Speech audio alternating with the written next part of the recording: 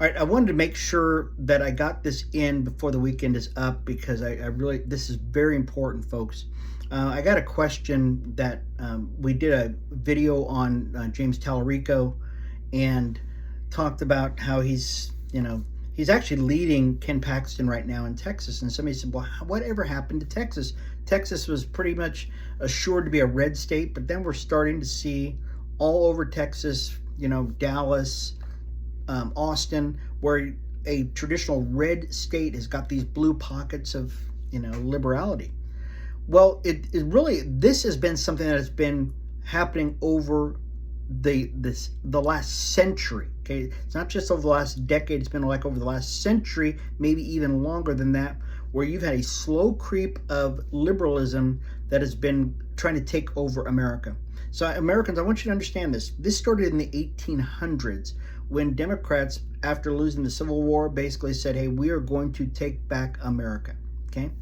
And so one of the things that they've been doing over the last number of years, and we see it mostly, the biggest example of it at the Smithsonian, or in our school system or media or anything like that, but we see this overwhelming number of liberals that are in these institutions that have been controlling America.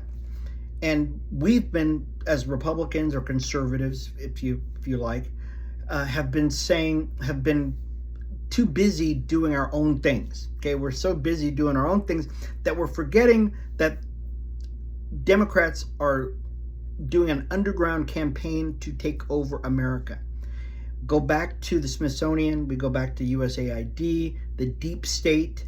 Those are all emblematic of a maybe not a cloak and dagger, conspiracy theory way of trying to take back over America, but a pretty systematic and pretty well documented way of taking over America from the inside. It's almost like mission creep, okay, where you basically, it's slowly but surely they're clawing everything up, and before you know it, they control everything. So this is what we need to do as conservatives, Republicans, however you want to put it, is we need to begin to re-engage in the